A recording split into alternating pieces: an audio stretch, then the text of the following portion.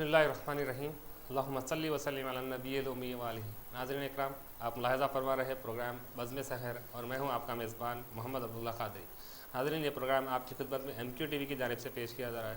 آئیے ناظرین، پروگرام کے آغاز میں میں ہمارے مہمان عالم دین مفتی محمد نذیر خان صاحب کا خیر مقدم کرتا ہوں۔ مفتی صاحب السلام علیکم ورحمۃ اللہ۔ وعلیکم السلام ورحمۃ اللہ وبرکاتہ۔ اس پروگرام میں آپ کا خیر مقدم کیا جاتا ہے۔ شکریہ۔ ناظرین، آج ہم گفتگو کریں گے کھانے کے آداب سے، کہ کھانا کس طریقے سے کھانا چاہیے، کھانے پر عیب لگانے سے کیا ہوتا ہے، کھانے کا صحیح طریقہ کیا ہے، کھانے پینے کا صحیح طریقہ کیا ہے، ان امور پر آج ہم گفتگو کرنے کی کوشش کریں گے۔ مفتی صاحب، سب سے پہلے یہ بتائیے کہ کھانے کا آغاز کیسے کرنا چاہیے؟ بسم اللہ الرحمن الرحیم، الحمد للہ رب العالمین، والصلاة والسلام علی سید الانبیاء والمرسلین وعلی آلہ واصحابہ ومن تبعہم بإحسان الی یوم الدین اجمعین، اما بعد۔ اللہ تبارک و تعالیٰ نے قرآن پاک میں ارشاد فرمایا کہ کلوا من طیبات ما رزقناکم، کہ اے لوگو، ہم نے جو تم کو پاک چیزیں دی ہے اس میں سے تم کھایا کرو۔ اور پھر ارشاد فرمایا گیا کہ کلوا واشربوا ولا تسرفوا، کھاؤ پیو لیکن اسراف مت کیا کرو، فضول خرچی مت کیا کرو۔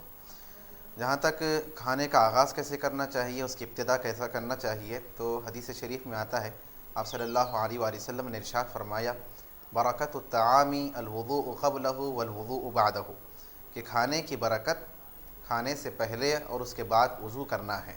اب وضو سے کیا مراد ہے؟ کیا سارا وضو کرنا پڑے گا؟ تو علماء نے بیان فرمایا کہ یہاں پر وضو سے مراد وہ وضو نہیں ہے جو نماز کے لیے کیا جاتا ہے، بلکہ یہاں پر وضو سے مراد ہاتھ منہ دھونا ہے، یعنی اچھی طریقے سے ہاتھوں کی صفائی کی جائے، اچھی طریقے سے منہ کی صفائی کی جائے، اس کی وجہ سے پھر برکت حاصل ہو جاتی ہے کھانے کے اندر۔ اور آپ صلی اللہ علیہ وآلہ وسلم نے فرمایا کہ جب تم کھانے لگو تو پھر بسم اللہ الرحمن الرحیم پڑھ کر کھایا کرو، ورنہ پھر اگر بسم اللہ نہیں پڑھو گے تو پھر ایسی صورت میں شیطان بھی تمہارے ساتھ کھانے میں شامل ہو جائے گا۔ تو یہ ابتدائی چیزوں کا آغاز میں ان چیزوں کا لحاظ رکھنا چاہیے۔ اور یہ بات بھی جان لینا چاہیے کہ شروع میں جو ہاتھ دھویا جاتا ہے کھانا کھانے کے لیے، تو پھر اس کے بعد ہاتھ کو نہ پوچھا جائے، کیونکہ پوچھیں گے تو پھر وہ تولیہ کا توال کا جو ہے پھر اس کے ذرات لگ سکتے ہیں، دھونے کا جو مقصد ہے پھر وہ فوت ہو سکتا ہے۔ پوچھنے کی کوئی ضرورت بھی نہیں ہے، کوئی چکناہٹ بھی وغیرہ بھی نہیں ہوتی، تو پہلے جب دھویا جائے تو نہ پوچھا جائے۔ ہاں، اختتام میں جب دھوئیں گے تو پھر پوچھ لینا چاہیے، تاکہ کچھ چکناہٹ وغیرہ اگر لگی ہوئی ہے تو اس کی صفائی ہو جائے۔ یہ بتائیے کہ کھانے کے شروع میں اگر بسم اللہ پڑھنا بھول جائے تو کیا کوئی اور دعا بھی پڑھی جا سکتی ہے کھانے کے درمیان؟ ہاں، روایت میں آتا ہے، حضور اکرم صلی اللہ علیہ وآلہ وسلم نے فرمایا کہ لوگو، تم بسم اللہ پڑھ کر جو ہے کھانا کھایا کرو، اور اگر تم میں سے کوئی بسم اللہ پڑھنا شروع میں بھول جائے تو یہ کہے کہ بسم اللہ اولہ و آخرہ، بسم اللہ اولہ و آخرہ، یعنی اللہ کے نام سے میں کھاتا ہوں، اس کھانے کے ابتدا میں بھی اور اس کے اختتام میں بھی، آخر میں بھی۔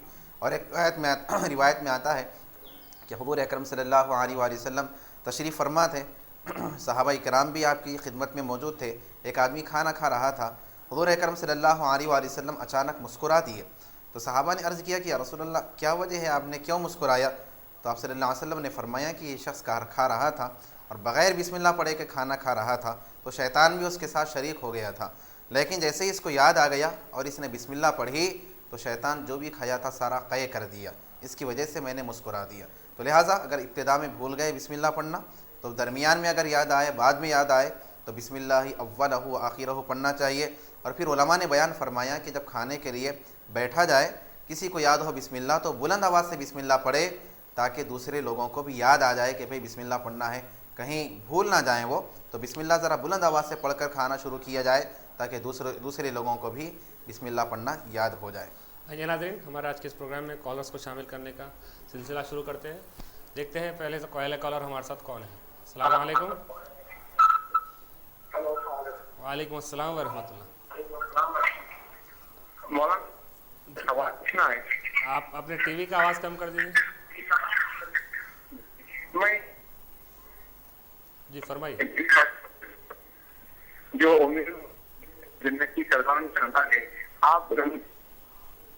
آپ کی آواز نہیں آ رہی۔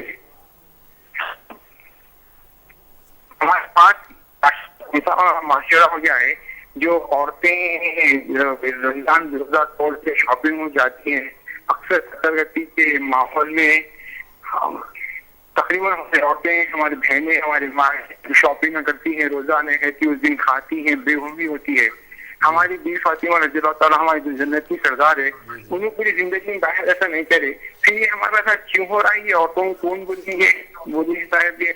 اور یہ پہلا سوال ہے. دوسرا سوال یہ ہے کہ ہمارے لوگ جو علماء جو ذمہ داری بنتی ہے وہ نہ کچھ نہیں بولتے، جو چیز بولنا ہے وہ بولتے اور جاتے، کنٹینیو چیز نہیں بولتے. تو اس کے بارے میں ذرا آپ بولیے نا. شکریہ. بہت شکریہ ہمیں کال کرنے کا. انشاءاللہ تعالیٰ مفتی صاحب آپ کے سوالات کے جوابات دیں گے. مفتی صاحب میری آپ سے گزارش یہ ہے کہ جو انہوں نے 2 سوالات جو دیے گئے ان کے جوابات سب سے آخری میں دیں تاکہ ہمارے کالرز کو آخری میں سنہری بات کے موقع پر ان کو یہ بات ایک وضاحتاً بیان کی جائے. ایک کالر کو شامل کرتے ہیں. السلام علیکم. ہلو. السلام علیکم. وعلیکم السلام رحمۃ اللہ وبرکاتہ. کون صاحب اور کہاں سے بات کر رہے ہیں؟ یہ پوچھنا یہ تھا کہ جو ہے ہمارے اہلیہ کو جو ہے نا طبیعت خراب ہونے کی وجہ سے جی 12:30 بجے کے ٹائم جو ہے نا دوپہر میں روزہ توڑ دینا پڑا. پیٹ میں کافی تکلیف تھی. جی تو اس میں کیا اس کا جو ہے بتا سکتے ہیں؟ جی بہت شکریہ ہمیں کال کرنے کا. انشاءاللہ تعالیٰ مفتی صاحب آپ کے سوال کا جواب دیں گے. ایک اور کالر کو شامل کرتے ہیں. السلام علیکم. Your call has been put on hold. Please stay. بہت شکریہ ہمیں کال کر کے ہمارے ہولڈ پر رکھنے کے لیے. جی صاحب یہ بتائیے کہ کھانا کھانے کے لیے کس طرح بیٹھنا چاہیے؟ کھانا کھانے کے لیے بیٹھنے کے 3 طریقے بیان کیے گئے ہیں. ایک تو طریقہ 4 زانو بیٹھنے کی بھی اجازت ہے، اور 2 زانو جیسا کہ قاعدے میں بیٹھا کرتے ہیں اس طرح سے بیٹھنے کی بھی اجازت ہے. اس طرح کا بھی طریقہ بیان کیا گیا. اور بہترین اور معتدل جو طریقہ بیان کیا گیا، درمیانی اور بہترین صورت جس کو قرار دی گئی، وہ یہ کہ آدمی ایک پیر کو یعنی سیدھے پیر کو اٹھا لے، اس کے گھٹنے کو جو ہے پیٹ کو لگائے، اور پھر بائیں پیر کو جو ہے جیسا کہ قاعدے میں رکھتا ہے اس طرح سے رکھے، ایک پیر کو اٹھا لے. تو اس کی وجہ سے ہوتا یہ ہے کہ پیر کے دباؤ کی وجہ سے یہ انسان کو یہ احساس ہوتا ہے کھانے والے کو کہ پیٹ بھر گیا ہے، جبکہ پیٹ سارا بھر نہیں جاتا بلکہ ایک حصہ اس کا خالی رہتا ہے. تو اس کی وجہ سے احادیث شریفہ میں آپ صلی اللہ علیہ وسلم نے جو فرمایا ہے کہ ایک حصہ کھانا کھاؤ، ایک حصہ پانی پیو، اور ایک حصہ جو ہے سانس کے لیے خالی چھوڑو، تو پھر اس پر عمل ہو جاتا ہے. بہرحال یہ 3 طریقے بیان کیے گئے. 3 طریقے میں سے کسی بھی طریقے سے کھانا کھایا جا سکتا ہے. ایک کالر کو اس پروگرام میں شامل کرتے ہیں. السلام علیکم. السلام علیکم صاحب. وعلیکم السلام ورحمۃ اللہ. جی میرا نام کاشف ہے، مہدی پٹنم سے بات کر رہا ہوں جی میں. کاشف صاحب آپ اپنے ٹی وی کا آواز کم کر دیجیے. جی ہاں کر دیا میں. میرے 3 سوال ہے. جی فرمائیے. جی یہ تہجد کی نماز جماعت جو ہر مسجدوں میں پڑھائی جا رہی وہ پڑھنا درست ہے یا نہیں؟ کیوں جہاں تک میرا خیال ہے اپنے حضور کبھی تہجد کی نماز جماعت کے ساتھ نہیں پڑھے. ایک جی دوسری نماز جب حضور جمعے کے دن جو بیان دیتے ہو 3 سیڑھیوں پہ چڑھے، جی جو خطبے جمعے کے دن جبرائیل علیہ السلام کچھ بدوا دیے تو حضور امین بولے، مگر اپنے پاس امام صاحبہ صرف 2 پہ چڑھ کے بیان خطبہ دیتے ہیں. جی اور موسٹ آف دی ٹائم تقریباً جمعے کے دن پورا بیان ختم ہوتا جب ہلو آتے ہیں. اور تیسری چیز یہ ہے کہ جو لوگ جیسے گانا پارٹی میں لوگ آتے گانے گاتے، موقع پر پیسے لٹاتے، قوالیوں پہ پیسے لٹاتے، یہ جہاں تک درست سے تھوڑا معلوم کرنا چاہتا ہوں. جی بہت شکریہ کاشف صاحب ہمیں کال کرنے کا. انشاءاللہ تعالیٰ مفتی صاحب آپ کے سوالات کے جوابات دیں گے. ایک اور کالر کو اس پروگرام میں شامل کرتے ہیں. السلام علیکم. السلام علیکم.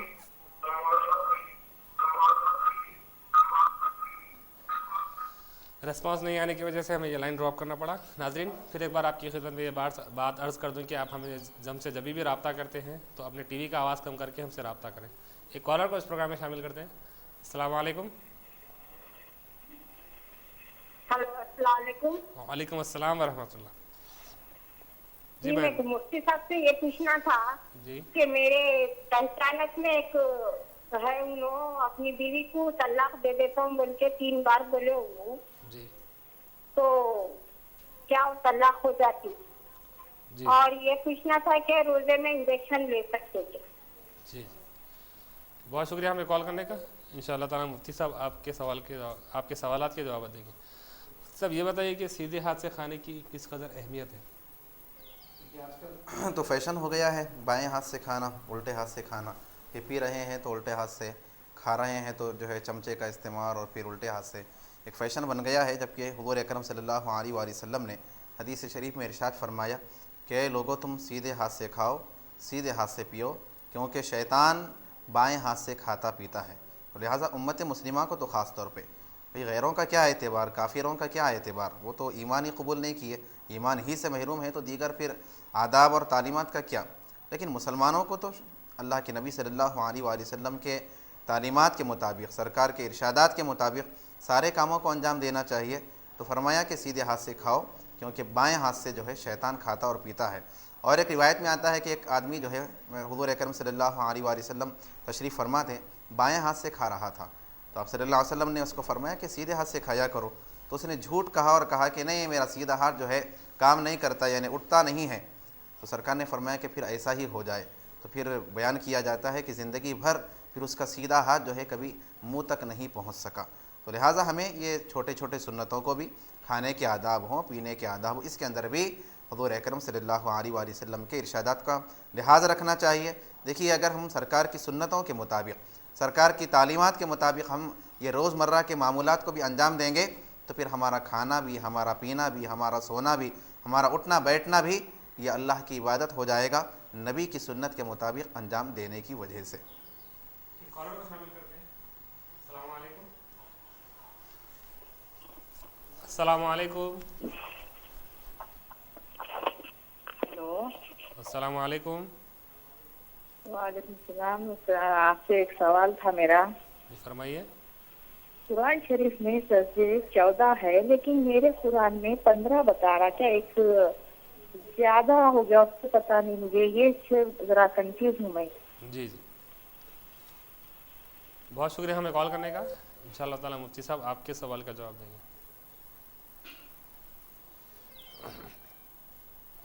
ایک اور کالر ہمارے ساتھ لائن پر موجود ہے، ان کو شامل کرتے ہیں۔ السلام علیکم۔ السلام علیکم ورحمۃ اللہ وبرکاتہ۔ وعلیکم السلام ورحمۃ اللہ۔ میں سید لطیف شاہی جی بازار۔ جی سید لطیف شاہ صاحب، خیریت سے آپ؟ الحمدللہ، آپ کو مفتی صاحب کو بہت بہت میری سلام اور دعائیں۔ اللہ سے اللہ عطا فرمائے، آپ کے ایمان کو ہمیشہ تازہ رکھے۔ آمین۔ آپ سے گزارش یہ ہے کہ حضرت علی کرم اللہ رضی اللہ تعالیٰ عنہ کی جو شہادت ہوئی، جی آپ کی عمر کیا تھی؟ جی اور ایک سوال میرا یہ ہے کہ ہمارے پاس بستی میں نوجوان بچہ ہے، پورا 1 مہینہ اعتکاف کرتے ہیں، جی تو ذرا مفتی صاحب کو فرمائیے، دعاؤں کی بھی درخواست ہے آپ سے۔ کل بہت کوشش کرا، اور مسجد کا نام بولیے، حضرت علی کرم اللہ رضی اللہ تعالیٰ عنہ جس مسجد میں شہید ہوئے تھے اس مسجد کا نام بولیے۔ جی جی اور گزارش یہ ہے کہ کل 4 بار کال ملا میرا، بیل بجی لیکن نہیں اٹھائے، میں تڑپ گیا۔ حضرت علی کے تعلق سے سوال کروں گا بس۔ جی جی، بہت شکریہ لطیف شاہ صاحب ہمیں کال کرنے کا۔ انشاءاللہ تعالیٰ ہم آپ کے لیے دعا کریں گے، اور آپ سے بھی گزارش ہے کہ آپ بھی ہمارے لیے دعا کریں۔ ایک کالر کو شامل کر دیں۔ السلام علیکم۔ میرا کال۔ السلام علیکم۔ وعلیکم السلام ورحمۃ اللہ۔ جی میں سبزی منڈی سے بات کر رہا ہوں۔ جی صاحب۔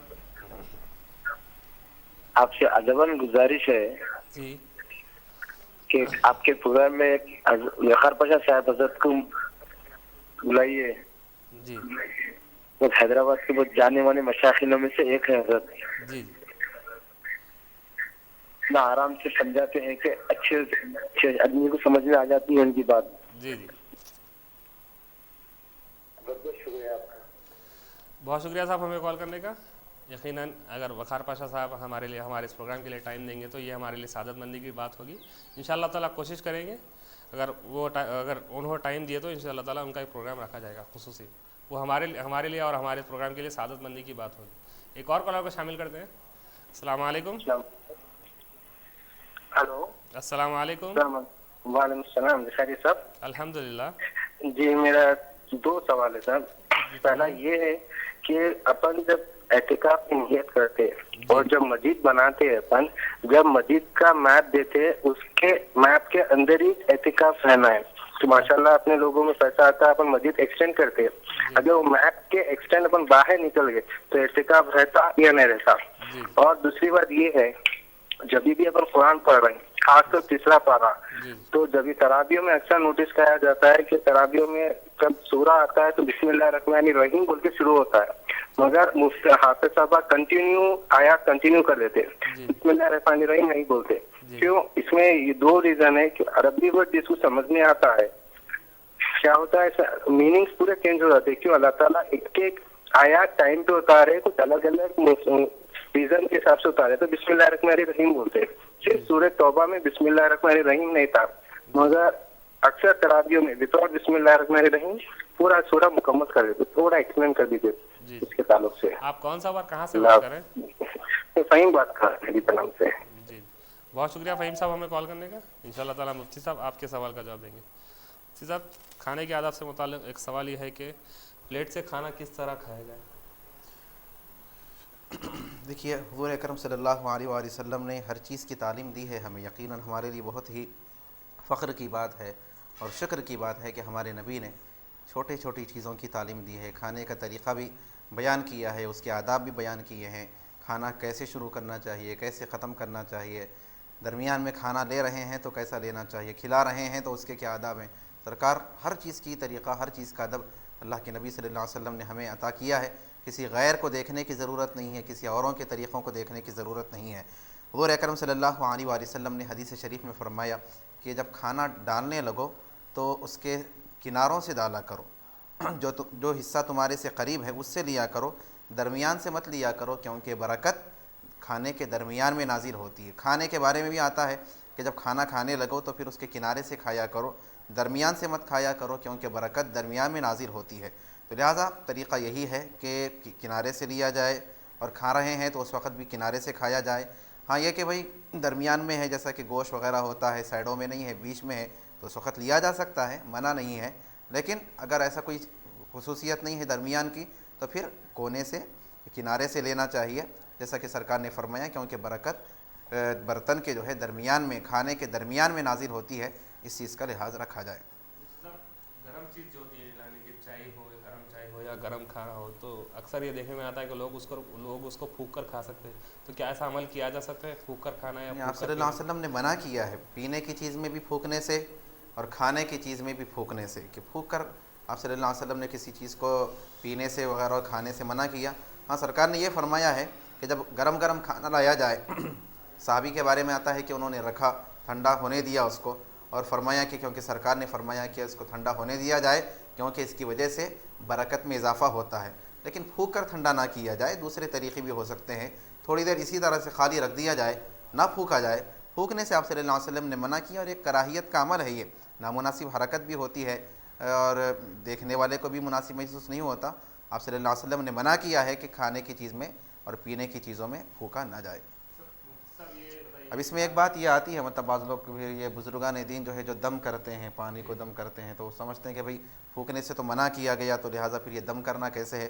دیکھیے یہاں پر پھونکنے کی بات ہے کہ اس کو ٹھنڈا کرنے کے لیے، کیونکہ ٹھنڈا دوسرے طریقے سے بھی ہو سکتا ہے، خالی چھوڑا بھی جا سکتا ہے، لیکن اس کے بجائے پھونک رہے ہیں تو پھر اس سے منع کیا گیا. اب کیونکہ دم کرنے کا مقصود ہے، دم کرنا تو خالی رکھنے سے تو دم ہوتا نہیں، تو اس کے لیے جب پھونکا جائے تو پھر اس میں کوئی قباحت نہیں. اور جیسا کہ علماء نے بیان فرمایا کہ اصل میں جو دم کیا جاتا ہے، پانی میں دم کرنا ہے کسی چیز میں، تو اصل میں تو اس میں طریقہ تو یہ ہوتا تھا سابق میں بزرگوں کا کہ اس طرح سے اس کو دم کیا کرتے تھے کہ لعاب کے، تھوک کے ذرات اس کے اندر شامل ہو جائیں. کیونکہ احادیث سے ثابت ہے کہ حضور اکرم صلی اللہ علیہ وسلم کسی چیز میں برکت پیدا کرنے کے لیے اپنا لعاب آپ صلی اللہ علیہ وسلم اس میں شامل کیا کرتے تھے.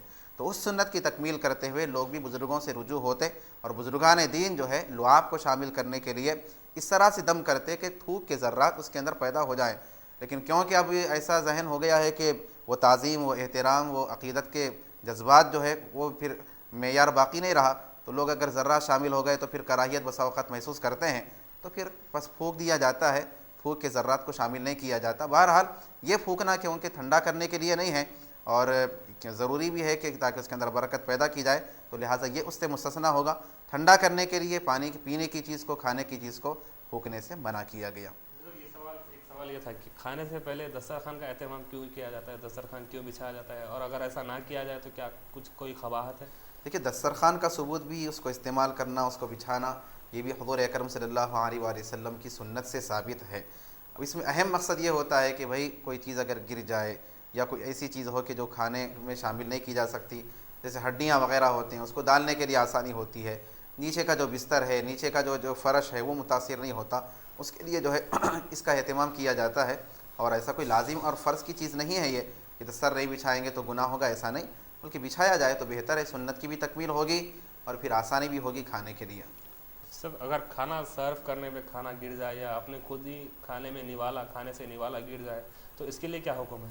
اہم سوال ہے یہ موجودہ دور میں۔ لوگ تو ایسا معاملہ ہے کہ کھانا بچا دینا، کھانا پھینک دینا، ضرورت سے زائد ڈال لینا اور پھر آسانی کے ساتھ چھوڑ دینا ایک عام معمول ہو گیا ہے، جبکہ ایک بہت ہی افسوس ہونا چاہیے اگر کھانا ضائع ہو جائے، اگر کھانا بچا دینا پڑے، چھوڑ دینا پڑے، گر جائے تو ایک بندے کو تو بہت افسوس ہونا چاہیے کہ اللہ نے رزق عطا کیا اور اس کی قدر نہیں ہو سکی، اس کا کما حق ہو استعمال نہیں ہو سکا۔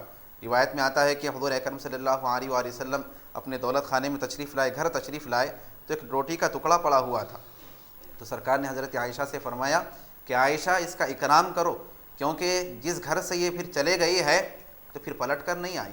تو آج لوگ شکوہ ہے لوگوں کا کہ معیشت کے مسائل بہت تنگ ہو گئے ہیں، کھانے پینے کے جو ہے اخراجات کی تکمیل نہیں ہو رہی ہے، برکت نہیں ہو رہی ہے۔ بھائی برکت ہونے کے لیے جو چیزیں ہیں اس کو اپنایا نہیں جاتا، پھر کہا جاتا ہے کہ برکت نہیں ہوتی، تو برکت کیسے ہوگی؟ آج ہم فضول خرچی کرتے ہیں، اسراف کرتے ہیں، رزق کا احترام نہیں کرتے، اس کا اکرام نہیں کرتے، تو پھر کیسے برکت ہوگی؟ سرکار نے فرمایا کہ اکرام نہیں کرو گے چلے جائے گی تو پھر آئے گی نہیں پلٹ کر، پھر معیشت کے مسائل پیدا ہوں گے۔ تو اکرام کرنے کا حکم دیا گیا، اسراف سے بچنے کا حکم دیا گیا، جیسا کہ میں نے ابتدا میں عرض کیا، اللہ نے فرمایا کہ کلوا واشربوا ولا تسرفوا، کھاؤ پیو، اچھے سے اچھا کھا سکتے ہیں، اچھے سے اچھا پی سکتے ہیں، لیکن فرمایا کہ اس میں اسراف کو شامل مت کرو، فضول خرچی مت کرو، ضرورت سے زائد نہ ہو، پھینکنے میں نہ جائے، اس کو ضائع کرنے کا معاملہ نہ ہو جائے، ایسا کہ تھوڑا کھا لیے بچا دیے، یہ فیشن بن گیا ہے، جبکہ ایک ایک دانے کی اہمیت ہوتی ہے، ایک دانہ بھی ہے تو اس کو بھی کھانا چاہیے، نہیں چھوڑنا چاہیے۔ جہاں تک کہ نوالا گر گیا تو اس کو تو آسانی سے چھوڑ دیتے ہیں، برتن میں ہی چھوڑ رہے ہیں تو وہ تو بہت ہی عیب سمجھا جاتا ہے، اور ایک فیشن بن گیا ہے کہ صاف کر کے کھانا یا پھر گرے ہوئے نوالے کو کھانا، سمجھتے ہیں کہ بھئی شاید گاؤں سے آیا ہوا آدمی ہے کہ مہذب آدمی ایسے نہیں کرتے، ایسا ذہن بن گیا ہے۔ اس کے بارے میں بہت ہی میں نے اس سے پہلے بھی سنہری بات میں عرض کیا تھا، حضرت معقل بن یسار کے بارے میں آتا ہے کہ آپ کو ایک مجلس میں بلایا گیا تھا کسی مشورے کے لیے، مسلمانوں کے کسی معاملے سے متعلق مشورہ تھا، تو آپ بھی تشریف لے گئے تھے، اور بڑے بڑے امراء جو ہے، بڑے بڑے جاگیردار، بڑے بڑے رؤساء وہاں پر آئے تھے، تو مشورہ ہوا، جو بھی گفتگو ہونا تھا ہوئی۔ اس کے بعد جب کھانے کا مرحلہ آیا، کھانے کے لیے جب اہتمام کیا گیا، چیزوں کو رکھا گیا، کیونکہ امراء بھی تھے تو پھر ان کے لحاظ سے جو ہے اس کی تیاری کی گئی، تو آپ جیسے ہی کھانا کھانا شروع کیے تو آپ کے ہاتھ سے نوالا نیچے گر گیا۔ تو سنت نبی ہے، آپ صلی اللہ علیہ وسلم کا ارشاد ہے کہ اگر کھانا گر جائے تو اس کو جو بھی چیز لگی ہے اس کو دور کرو، پھر اس کو کھا لو، شیطان کے لیے اس کو مت چھوڑ دو۔ ہاں زیادہ متاثر ہو گیا تو الگ بات ہے، جتنا صاف کر کے کھا سکتے ہو اس کو کھاؤ، شیطان کے لیے اس کو مت چھوڑو، سرکار کا حکم ہے۔ تو انہوں نے جو گرا ہوا نوالا تھا اس کو صاف کر کے کھانے لگے، تو وہ جو رؤساء تھے، امراء تھے، وہ گری ہوئی حرکت سے دیکھنے لگے کہ یہ کیا گری ہوئی حرکت ہے، ہماری یہ شان و شوکت والی مجلس ہے، اس کے خلاف ہے۔ فوری خادم دوڑے دوڑے آیا اور آ کر کہنے لگا حضرت یہ کیوں آپ گری ہوئی حرکت کر رہے ہیں، سامنے کھانا موجود ہے اس میں سے لیجیے۔ تو جیسے ہی آپ نے سنا کہ گری ہوئی حرکت اور ان کے حقارت بھرے انداز کو دیکھا، تو روایت میں آتا ہے کہ آپ نے ان امراء کی طرف یقیناً آپ ان کا احترام کیا، لوگ ہیں ہر ایک کا عزت کرنا چاہیے، اخلاق سے پیش آنا چاہیے، لیکن نبی کی سنت کو گری ہوئی حرکت سے دیکھنا، اس کو تحقیر کہنا، گری ہوئی حرکت کہنا، تو پھر آپ کا جوش ایمانی اور محبت رسول کا جذبہ جو ہے پھر غالب آیا، اور آپ نے فرمایا ان امراء کی طرف اشارہ کرتے ہوئے سب کی طرف فرمایا کہ اترک سنت نبی لہؤلاء الحمقاء، کیا میں ان بیوقوفوں کی وجہ سے میرے نبی کی سنت کو چھوڑ دوں؟ یعنی آج سمجھتے ہیں کہ بھئی لوگ دیکھ رہے ہیں، صاف کر کے کھائیں گے تو کیا ہوگا، چمچہ صاف کریں گے تو کیسا ہوگا، فلاں، بھئی دوسروں کا کیا، نبی کی سنت پر عمل کر رہے ہیں تو فخر سے کرو، کوئی اعتراض کرے گا تو بیوقوف ہے، وہ نادان ہے، وہ جاہل ہے۔ تو لہٰذا اگر نوالا گر جائے تو جتنا ہو سکتا ہے اس کو صاف کر کے تناول کرنا چاہیے۔ ایک کالر کو شامل کرتے ہیں۔ السلام علیکم، لائن ڈراپ ہو گئی ہے، ایک اور کالر کو اس پروگرام میں شامل کرتے ہیں۔ السلام علیکم۔ السلام علیکم۔ ہلو، السلام علیکم۔ وعلیکم السلام ورحمۃ اللہ۔ جی صاحب، مفتی نذیر صاحب کو بھی السلام علیکم۔ وعلیکم السلام ورحمۃ اللہ جی وبرکاتہ۔ میرا سوال یہ ہے، جی میں ایک پروگرام میں دیکھا کہ حضرت فرما رہے تھے مفتی صاحب کے زکوٰۃ کے لیے جو ہے سونا یا چاندی دونوں میں سے کسی کی بھی مقدار برابر اگر ہے، جی یعنی چاندی کی رقم کے برابر سونا بھی ہے تو زکوٰۃ واجب ہے.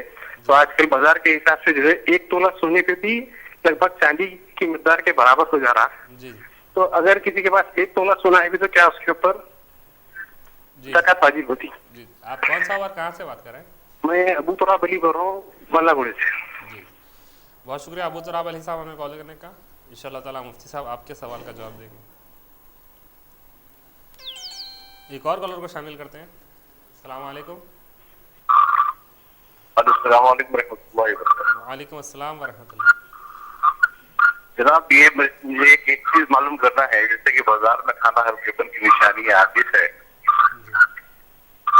اب یہ اکثر جو ہے بازار میں دیکھنے کو ملتا ہے کہ آئس کریم کی جو کون ہے جی جو بازار میں ریڈی میڈ ملتی ہے، وہ آئس کریم کی کون جو عورتیں بنا حجاب جو کھاتی پھرتی ہیں، جی اس کے تعلق سے تو بتائے تو بڑی مہربانی. جی آپ کون سا اور کہاں سے بات کر رہے ہیں؟ میں سنتوش نگر سے بات کر رہا ہوں، محمود نام ہے میرا. جی بہت شکریہ محمود صاحب ہمیں کال کرنے کا. ان شاء اللہ تعالیٰ مفتی صاحب آپ کے سوال کا جواب دیں گے. مفتی صاحب بعض لوگ کھانے کو عیب لگاتے ہیں، تو یہ کس قدر کتنی غلط بات ہے؟ پھر کھانے کے بعد کیونکہ ہضم نہیں ہوتا تو اکثر تبصرے بھی ہوتے ہیں.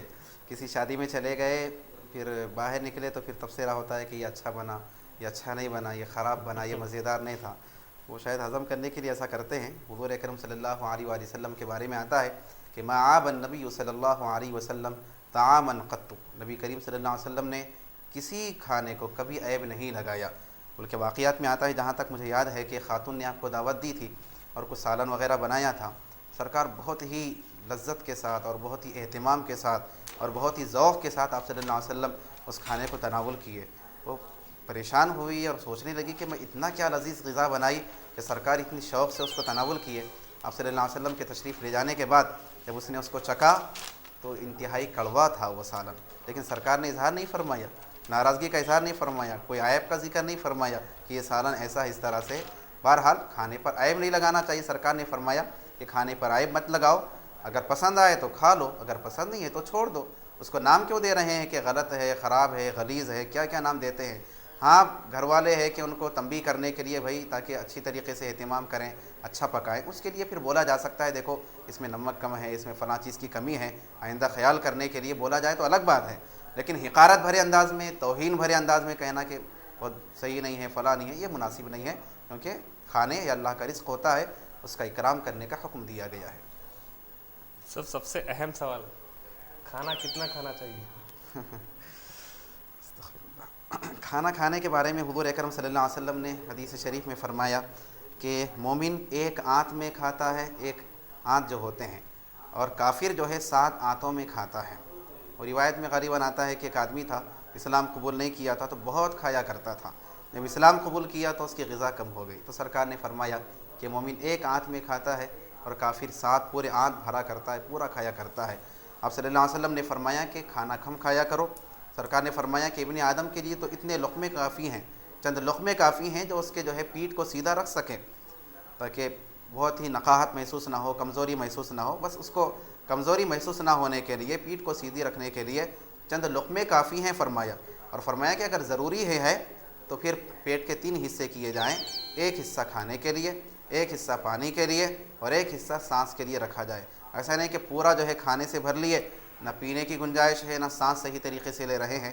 اس سے منع کیا گیا، کیونکہ جب زیادہ کھایا جاتا ہے تو پھر سوائے سستی کاہلی کے اور سوائے سو جانے کے اور کوئی کام نہیں ہو سکتا.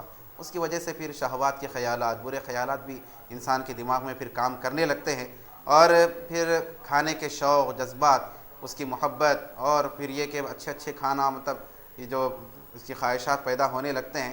اس سے منع کیا گیا، فرمایا گیا کہ اس طرح سے پھر 3 حصے کر کے کھایا کرو. اور تو اس کے اندر اعتدال بھی ہوتا ہے، اس کے اندر طبیعت بھی صحیح ہوتی ہے. اور روایتوں میں آتا ہے کہ ایک حکیم جو ہے اب صلی اللہ علیہ وسلم کے زمانے میں حاضر ہوئے تاکہ صحابہ میں سے اگر کسی کی طبیعت ناساز ہو جائے تو ان کا علاج کریں. تو دیکھا کہ کسی کی طبیعت ناساز نہیں ہو رہی ہے، سب صحت مند ہیں. تو پریشان ہوئے کہ پوچھنے لگے کہ بھئی آپ کیا وجہ ہے کہ ہمارے پاس تو جو ہے روزانہ کوئی نہ کوئی بیمار ہوتا ہے، یہاں پر ایسا کیوں؟ تو وہ کہنے لگے کہ ہمارا معاملہ یہ ہے کہ ہم بھوک لگنے پر کھاتے ہیں اور اتنا کھاتے ہیں کہ اور کچھ نہ کچھ بھوک باقی رہے. تو لہٰذا تعلیم یہی ہے کہ ایک حصہ کھانا، ایک حصہ پانی اور ایک حصہ سانس کے لیے رکھا جائے.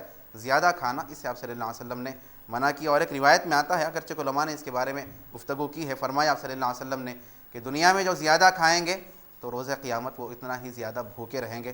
اللہ تعالی ہم سب کو توفیق عطا فرمائے. ایک اور سوال یہ تھا کہ برتن اور انگلیوں کو چاٹنے کو آج کل عیب سمجھا جا رہا ہے، جبکہ اس کی بہت سی اہمیت ہے. میں نے سنا تو اس کی کس قدر اہمیت ہے؟ حضور اکرم صلی اللہ علیہ وسلم کا ارشاد ہے حدیث شریف میں. آپ صلی اللہ علیہ وسلم نے فرمایا کہ جو کوئی کھاتا ہے اس کے بعد انگلیوں کو چاٹتا ہے اور برتن کو صاف کرتا ہے تو فرمایا کہ برتن پھر اس کے لیے دعائے مغفرت کیا کرتی ہے، اس کے لیے استغفار کی دعا کرتی ہے. اب کیسے چاٹنا چاہیے، چاٹنے کے بارے میں بھی بتایا گیا طریقہ. جیسے ناخن کاٹنے کا جیسا طریقہ ہے کہ انگوٹے کے بعد کی جو انگلی ہے وہاں سے شروع کیا جائے، پھر اس کے بعد یہ چھوٹی انگلی سے شروع کر کے اس انگوٹے پہ تک پہنچا جائے، پھر آخر میں یہ انگوٹے کو چوسا جائے. یہ طریقہ بیان کیا گیا، اس کا لحاظ رکھیں تو پھر سنت کے مطابق سارا معاملہ ہوگا. بہرحال کھانے کو، برتن کو بھی صاف کرنا چاہیے، انگلیوں کی بھی اچھی طریقے سے صفائی کرنی چاہیے. اور سرکار کا ارشاد ہے حدیث شریف میں، اب صلی اللہ علیہ وسلم نے فرمایا کہ اگر کوئی ایسی انگلیوں کو چھوڑ دیا، چکناہٹ اس کے اندر ویسی موجود تھی، اور رات میں سویا اور کوئی چیز اس کو جو ہے تکلیف دے دی، کوئی چیز ڈس دی، کوئی زہریلا جانور اس طرح سے، تو فرمایا کہ وہ سوائے اپنے آپ کے کسی اور کو ملامت نہ کرے، کیونکہ اس کو چاہیے تھا کہ وہ صفائی کرتا، اچھی طریقے سے چوستا، صفائی کر لیتا، لیکن ویسے ہی چھوڑ دیا اور پھر جانور جو ہے کوئی ڈس دیا اس کو، تو فرمایا کہ فلا یلومن الا نفسہ، اسے چاہیے کہ وہی ذمہ دار ہے، اپنے آپ کو ملامت کرے، کسی اور کو اس کا ذمہ دار نہ ٹھہرائے. تو کھانا کھانے کے بعد کیا دعا پڑھنا چاہیے؟ کھانے کے بعد کی دعا ایک تو ہے کہ خود کھانا، اور دوسرا ہے کہ کھلانا، کوئی کسی کے پاس کھایا جائے. کھائے اگر خود کھائیں تو پھر دعا ہے، مشہور دعا ہے الحمدللہ الذی اطعمنا وسقانا وجعلنا من المسلمین. تمام تعریفیں اللہ کے لیے ہے. اطعمنا، جس نے ہمیں کھلایا، وسقانا، اور ہمیں پلایا، وجعلنا من المسلمین، اور ہم کو مسلمانوں میں سے بنایا. اور اگر کسی کے پاس کھایا جائے کسی دعوت میں وغیرہ تو پھر حکم یہ ہے کہ یہ دعا کرے اللہم اطعم من اطعمنا واسقی من سقانا، کہ اللہ اسے کھلا جس نے ہمیں کھلایا اور اسے پلا جس نے ہمیں پلایا. اور ایک روایت میں آتا ہے کہ آپ صلی اللہ علیہ وسلم نے یہ دعا کی بھی تعلیم دی کہ یہ دعا کرو کہ اکل طعامکم الابرار وافطر عندکم الصائمون وصلت علیکم الملائکہ. یہ دعا بھی کیا کرو، کسی کے پاس کھانا کھاؤ تو یہ دعا ہے کہ تمہارے پاس جو ہے نیک لوگ کھانا کھائیں اور تمہارے پاس روزے دار افطار کریں اور تم پر ملائکہ جو ہے سلاد بھیجیں، تمہارے لیے ملائکہ دعا کرتے رہے. تو یہ دعائیں بہت سی کتابوں میں مل جاتی ہے، ایک بار یاد کر لے تو پھر ہمیشہ کے لیے یاد رہتی ہے. ان چیزوں کا اہتمام ہونا چاہیے تاکہ ہمارا کھانا پینا بھی اللہ کی عبادت میں شمار ہو جائے. ایک کالر کو شامل کرتے ہیں. السلام علیکم. وعلیکم السلام. خیر صاحب؟ الحمدللہ. بھائی جب سے نیوز چینل پر بتلاتے جا رہے ہیں آپ کے پاس عورتیں کھانا ایسا کھا رہے ہیں، عورتیں روڈوں پہ پھر رہے، عورتیں کر رہیں گے وہ گھر کے مرد آدمی سیدھے نہیں ہے، تو پہلے گھر کے مرد آدمی صحیح رہے تو عورتیں سیدھے رہیں گے نا سر. جی جی، تھوڑا آپ اپنے بھائیوں کو سمجھائیے تعلق سے. آپ کوئی سوال کرنا چاہتے ہیں؟ لائن ڈراپ ہو گئی ہے. بہت شکریہ ہمیں کال کرنے کا. کوشش کریں گے کہ آپ کی بات لوگوں تک پہنچایا جائے. ایک اور کالر کو شامل کریں گے. السلام علیکم.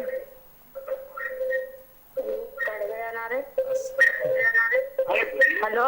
السلام علیکم. ہلو. السلام علیکم. وعلیکم السلام. آپ اپنے ٹی وی کا آواز کم کر دیجیے. ہلو. جی آپ کی آواز آ رہی ہے. چھٹے ہوئے روزے شوال میں قضا بن کے رہ سکتے کیا؟ جی یہ سوال تھا میرا. بہت شکریہ ہمیں کال کرنے کا. انشاءاللہ تعالی مفتی صاحب آپ کے سوال کا جواب دیں گے. مفتی صاحب مختصراً پینے کے آداب. پینے کے آداب کے بارے میں تقریباً وہی چیزیں ہیں کہ بھئی سیدھے ہاتھ سے پینا چاہیے، بسم اللہ الرحمن الرحیم پڑھ کے پینا چاہیے، اور پینے کی چیز میں پھونک نہیں مارنا چاہیے، اور 3 سانسوں میں پینے کا آپ صلی اللہ علیہ وسلم نے حکم دیا. فرمایا کہ اس طرح سے مت پیا کرو جیسا کہ اونٹ پیا کرتا ہے، ایک ساتھ ڈٹ کر کے سارا پی لیا کرتا ہے، اس طرح سے مت کیا کرو، بلکہ 3 سانسوں میں آہستہ آہستہ پیا کرو. آج ڈاکٹر اطباء بھی کہتے ہیں کہ بھئی ایک ساتھ نہیں پینا چاہیے، اس سے پھر ہو سکتا ہے کہ سانس کی نالی میں پانی چلا جائے، بہت سے پھر بیماریاں اور جو ہے امراض کا معاملہ ہو سکتا ہے. بہرحال ہمیں تو نبی کی سنت کو دیکھنا ہے، اس کے مطابق عمل کرنا ہے.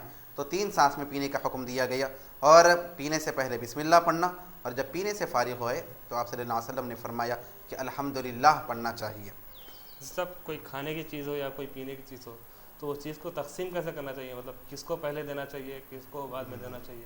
روایتوں میں آتا ہے حدیث شریف میں کہ ایک مرتبہ جو ہے حضور اکرم صلی اللہ علیہ وسلم تشریف فرما تھے، اور دائیں طرف جو ہے ایک لڑکا بیٹھا ہوا تھا غلام، اور بائیں طرف جو ہے صدیق اکبر موجود تھے. تو سرکار نے کوئی چیز کو نوش فرمایا, پیا, اور جب دینے کا ارادہ فرمایا تو حضرت عمر نے عرض کیا کہ یا رسول اللہ صدیق اکبر کو دیجیے, ابو بکر کو دیجیے. تو سرکار کا طریقہ یہ تھا کہ جب کسی کو دیتے تو پہلے دائیں طرف والوں کو دیتے, سیدھے جانب والوں کو دیتے. تو سرکار نے اس سے لڑکے سے کہا کہ بھائی کیا اجازت ہے کہ میں ابو بکر کو دے دوں؟ تو وہ بھی بہت ہی ہوشیار تھا, تو اس نے عرض کیا کہ یا رسول اللہ آپ کے بچائے ہوئے چیز پر میں کسی کو ترجیح نہیں دے سکتا, مجھے یہ عنایت کیجیے. تو سرکار نے پھر اس کو عطا فرمایا. تو لہٰذا تقسیم کا طریقہ یہ ہے کہ دائیں طرف سے تقسیم کو شروع کیا جائے. ایک کالر کو شامل کرتے ہیں. السلام علیکم. وعلیکم السلام. جی کون سا اور کہاں سے بات کر رہے ہیں؟ صاحب میں پہلے رمضان سے آپ سے بات کرنا چاہ رہا ہوں. لگ رہا ہے صاحب, لگا تو آپ اٹھاتے رہے صاحب. ویسے بہت سے لوگوں کا یہی شکوہ ہے, خیر میں اس میں کچھ بھی نہیں کر سکتا ہوں. جی میں صرف اتنا بولنا چاہ رہا ہوں کہ پڑوسی کے حقوق کیا ہے وہ بتا دیے تو اس میں مہربانی ہے. جی آپ کون سا اور کہاں سے بات کر رہے ہیں؟ جی میں چنچل گوڑ سے نعیم خان بات کر رہا ہوں. جی بہت شکریہ نعیم خان صاحب ہمیں پہلی رمضان سے کال کرنے کا. ان شاء اللہ تعالیٰ مفتی صاحب آپ کے سوال کا جواب دیں گے. ایک اور کالر کو شامل کرتے ہیں. السلام علیکم. وعلیکم السلام. جی کون سا اور کہاں سے بات کر رہے ہیں؟ جی میں 9 نمبر حیدرآباد سے بات کر رہا ہوں. جی فرمائیے. جی سر میں چار مینار پہ کام کرتا ہوں اور وہاں پہ برقعے کی مارکیٹ ہے جی جہاں پہ برقعے کے اوپر چمک اور چمکی کے ڈیزائن بناتے ہیں. وہ برقع کم اور ماڈلنگ زیادہ لگتا ہے. جی تو کیا یہ اسلام کے مطابق حلال ہے؟ جی اور دوسرا سوال یہ تھا کہ جو بھی خریدی کرنے آتے ان کے ساتھ مرد بہت کم رہتے, عورتیں ہی خریدی کرنے آتے, ان کے ساتھ کوئی ذمہ دار مرد نہیں رہتا. جی تو ایسا خریدی کرنا ٹھیک ہے؟ جی بہت شکریہ ہمیں کال کرنے کا. ان شاء اللہ تعالیٰ مفتی صاحب آپ کے دونوں سوالات کے جواب دیں گے. سب جبکہ پانی بیٹھ کر پینے کا حکم ہے اور 3 سانس میں پینے کا حکم ہے, تو زمزم کا پانی جو ہے وہ ٹھہر کر کیوں پیا جاتا ہے؟ دیکھیے زمزم کے بارے میں جیسا کہ آیا کہ اس کو کھڑے ہو کر پینا چاہیے, اسی طرح وضو کا بچا ہوا پانی بھی ہے تو اس کو بھی کھڑے ہو کر پینے کا حکم دیا گیا. اس کے آداب میں سے بیان کیا گیا کہ کھڑے ہو کر پیا جائے. وجہ یہ ہے کہ کیونکہ سارے پانی کے بارے میں حکم ہے کہ بیٹھ کر پیا جائے, تو دیگر پانیوں کے مقابل میں ان کی خصوصیت کو ظاہر کرنے کے لیے اور ان کے احترام کے لیے حکم دیا گیا کہ اس کو پھر کھڑے ہو کر پیا جائے. تو اس کے احترام میں اور اکرام میں ہے اور اس کی خصوصیت کو واضح کرنے کے لیے ہے. سب عشرہ مغفرت گزر چکا ہے, عشرہ رحمت تو بہت پہلے گزر چکا ہے, اب عشرہ مغفرت گزر چکا ہے, اب جہنم سے نجات کا عشرہ جو ہے آج سے شروع ہو گیا ہے. لیکن دیکھنے میں یہ آتا ہے کہ جب سے یہ عشرہ شروع ہو جاتا ہے لوگوں کی چہل پہل اور بڑھ جاتی ہے, بازاریں کھل ہو جاتے ہیں, جیسے کہ ابھی لوگ تبصرہ کر رہے ہیں شاپنگ کا عشرہ بن جاتا ہے. شاپنگ کا عشرہ بن جاتا ہے, تو اس سے متعلق آپ کیا فرماتے ہیں؟ دیکھیے حدیث شریف میں آتا ہے حضور اکرم صلی اللہ علیہ وآلہ وسلم کے متعلق کہ اذا دخل العشر الاواخر شد مئزرہ وایقظ اہلہ واحیا اللیل کلہ. فرمایا گیا کہ حضور اکرم صلی اللہ علیہ وآلہ وسلم کی عادت شریفہ یہ تھی کہ جب آخری دہا رمضان کا داخل ہوتا تو پھر کمر تیار کر لیتے, کمر کس لیتے, یعنی اور اہتمام کرتے عبادت کا, اور عبادت کے لیے تیاری کر لیتے. اور وایقظ اہلہ اپنے گھر والوں کو بھی بیدار کرتے, اٹھاتے کہ چلو راتوں میں عبادت کرو, کثرت سے عبادت کیا کرو, اور پھر ساری رات پھر جاگ کر عبادت کرتے ہوئے ساری راتیں گزارا کرتے تھے. کیونکہ آخری دہے میں لوگ تو یہ سمجھتے ہیں پہلے دہے کو زیادہ اہمیت دیتے ہیں, دوسرے میں پھر تھوڑی انتہائی جو ہے کمزوری کی طرف چلے جاتے ہیں. آخری دہا تو عام مثال لی جا سکتی ہے مساجد کا. پہلے دہے میں مساجد پورے فل رہتے ہیں, دوسرے دہے میں تو آدھے سے بھی کم آتے, تیسرے دہے میں تو جیسا کہ عام دنوں میں نماز پڑھی جاتی ہے ویسے وہی آخری دہا جو ہے پھر بازاروں کی نظر ہو جاتا ہے کہ جوتا خریدنا ہے, ٹوپی خریدنا ہے, کپڑے خریدنا ہے, سمجھے. آخری دہا گویا کہ خریدی اور شاپنگ کا دہا ہو جاتا ہے, جبکہ پہلے اور دوسرے دہے کے مقابل میں آخری دہے کی زیادہ فضیلت ہے, زیادہ خصوصیت ہے. بڑی خصوصیت یہ ہے کہ حضور اکرم صلی اللہ علیہ وسلم نے فرمایا کہ اے لوگو تم شب قدر کو, لیلۃ القدر کو رمضان کی آخری دہے کی طاق راتوں میں تلاش کرو. تو شب قدر کو جو 1000 مہینوں سے زیادہ بہتر ہے اس کو آخری دہے میں رکھا گیا.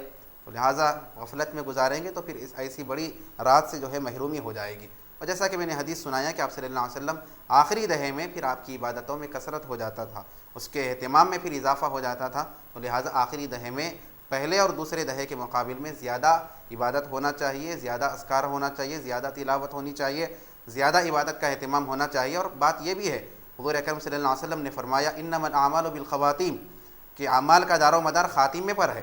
اختتام اچھا ہونا چاہیے. پہلا اور دوسرے میں تو صحیح رہے، لیکن اختتام صحیح نہیں ہوا تو پھر یہ پسندیدہ نہیں ہے. اختتام اور وداع اور رخصتی یہ زیادہ اچھی ہونی چاہیے پہلے کے مقابل میں. تو لہٰذا یہ جو بہت سے لوگوں کا معمول بن جاتا ہے کہ آخری دہے کو بس بازاروں کے لیے وقف کر دیتے ہیں، بازاروں میں گھومنا کرنا بھی اس میں صرف کر دیتے ہیں، عبادتوں کا اہتمام نہیں رہتا جیسا کہ پہلے ہوتا ہے، نہ تراویح کا اہتمام ہے، نہ روزوں کے آداب کا خیال ہے. تو ایسا نہیں کرنا چاہیے. پہلے اور دوسرے دہے کے مقابل میں آخری دہے کی زیادہ اہمیت ہے. اور خاص طور پہ خواتین سے گزارش ہے کہ خواتین خاص طور پہ اس پہ توجہ دیں، کیونکہ جیسا کہ شکایتیں بھی آ رہی ہے کہ خواتین سے جو ہے بازار بھر جاتے ہیں، بس ہر طرف خواتین ہی نظر آتی ہے. تو بہرحال بہنوں کو سوچنا چاہیے، بہرحال برا نہ مانیں، بہرحال کیونکہ رمضان نہیں معلوم پھر آئندہ آئے گا نہیں آئے گا، آئے گا تو صحت ساتھ دے گی نہیں گی، کیسے حالات ہوں گے نہیں انسان نہیں بول سکتا. کچھ دن باقی رہ گئے ہیں تو پھر اس کو غنیمت جانتے ہوئے زیادہ سے زیادہ اس سے استفادہ کرنا چاہیے. اچھا صاحب، ایک طرف کچھ لوگ ایسے ہوتے ہیں جو مسجدوں میں اعتکاف بڑھ جاتے ہیں، اپنی عبادتوں میں زیادتی کر دیتے ہیں، اپنی عبادتیں زیادہ کرتے ہیں آخری دہے میں. اور کچھ لوگ جیسا کہ آپ نے بیان فرمایا کہ کچھ لوگ جیسا کہ خواتین جو ہے شاپنگ کے لیے نکل جاتی ہے. تو اس کے لیے یہ سبب کیا بنتا ہے خواتین کے لیے؟ مطلب قصوروار کون ہوگا؟ یہ معاشرہ ہوگا یا کچھ لوگ ہوں گے یا ان کی نامعلومات ہوگی، مطلب معلومات نہیں ہے ان کو؟ خیر قصوروار تو مطلب بہت سی چیزیں اس کے اندر ہو سکتی ہے کہ اس کی وجوہات کیا ہیں. اہم وجہ یہی ہے کہ تربیت کا بڑا فقدان، کہ بھائی کیسے رہنا چاہیے، کیسے گزارنا چاہیے، رمضان کا کیسے احترام کرنا چاہیے، اس کی تربیت نہیں ہوتی، پھر وہ جذبہ حاصل نہیں ہوتا. اس کی وجہ سے پھر صحبتوں کا معاملہ بھی ہے کہ بس ایک خاتون مل گئی، دوسرے کو بولی، پھر ان تیسرے کو بولی، بس نکل جاتے ہیں سب مل کے. یہ بہت سی چیزیں ہوتی ہیں، تربیت کا فقدان ہے. پھر ہو سکتا ہے کہ بہت سے ایسے بھی ہوتے ہیں کہ معلومات نہیں ہوتے کہ بھی آخری دہے کی کس قدر اہمیت ہے. اسی لیے ہم بیان کر رہے ہیں تاکہ جو ناواقف ہے وہ اچھی طریقے سے واقف ہو جائے. اور جیسا کہ بھائی نے بھی کہا تو یقیناً اس کے اندر گھر کے بڑوں کی اور مرد حضرات کی بھی بڑی ذمہ داری ہے، کیونکہ وہ کنٹرول کریں گے، وہ قابو میں رکھیں گے تو پھر بہت سی چیزیں کنٹرول میں ہو سکتی ہے.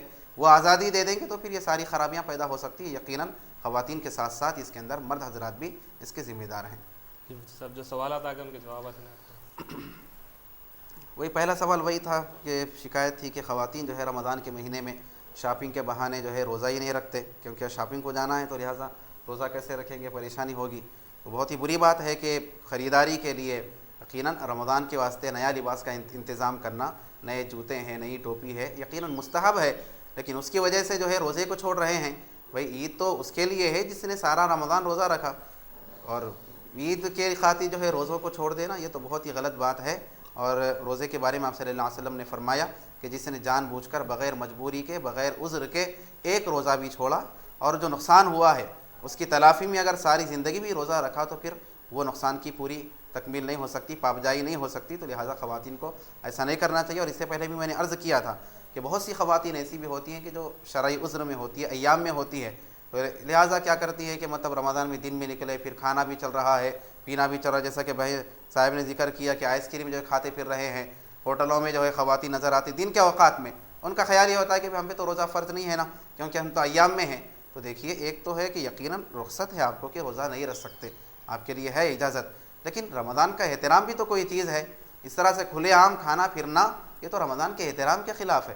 گھروں میں بھی خواتین کو چاہیے کہ چھوٹے بچے ہوتے ہیں ان کو تو ساری چیزیں معلوم نہیں ہوتی، مسائل معلوم نہیں ہوتے کہ ایام میں ہیں فلاں ہیں، کھلے عام کھائیں گے سب کے سامنے تو پھر احترام جو رمضان کا ان کے دلوں میں ہونا چاہیے پھر وہ باقی نہیں رہتا. تو خواتین کو چاہیے کہ اگر عذر شرعی میں بھی ہے تو کھلے عام کھانے پینے سے اجتناب کرے.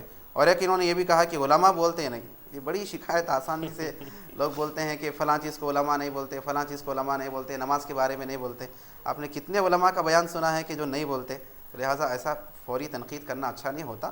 یقیناً بہت سے ایسے علماء ہیں الحمدللہ اس دور میں بھی کہ جو اپنی ذمہ داریوں کو انجام دیتے ہیں، لوگوں کی اصلاح کی کوشش کرتے ہیں، حتی المقدور اپنی کوششوں کو صرف کرتے ہیں، لوگوں کو بتاتے ہیں کہ کیا صحیح ہے کیا غلط ہے.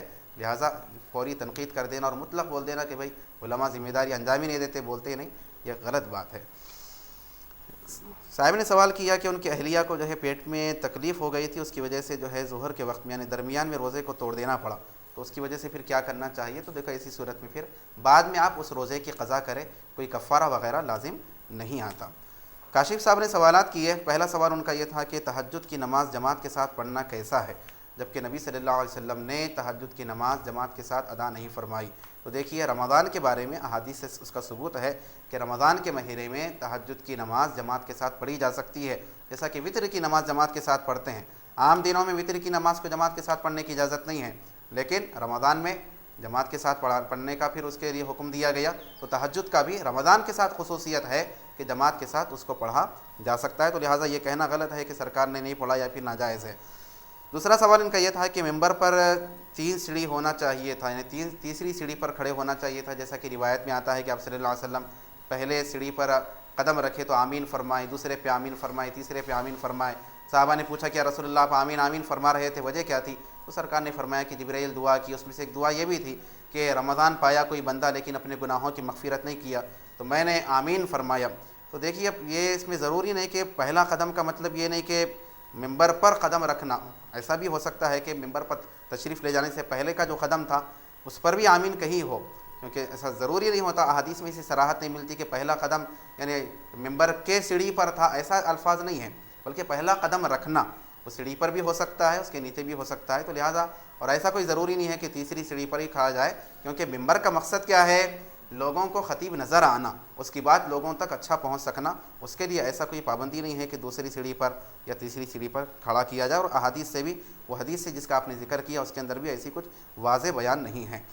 ایک سوال انہوں نے یہ بھی کیا کہ لوگ جو ہے جمعہ کی نماز میں دیر سے آتے ہیں، تو دیکھیے بات یہ ہے کہ حضور اکرم صلی اللہ علیہ وسلم کی تعلیم یہ ہے کہ خطبے سے پہلے حاضر ہو جانا چاہیے، جیسا کہ بیان کیا گیا کہ فرشتے جو ہے جمعہ کے دن مسجدوں کے دروازے پر کھڑے ہو کر نام لکھا کرتے ہیں، لکھا کرتے ہیں کون پہلے آیا، پھر اس کے اعتبار سے اس کو ثواب بھی ملتا ہے، لیکن جیسے ہی خطیب خطبہ شروع کرتا ہے تو پھر وہ فرشتے بھی خطبہ سننے کے لیے بیٹھ جایا کرتے ہیں، اس کے بعد آنے والوں کو پھر وہ فضیلت حاصل نہیں ہوتی۔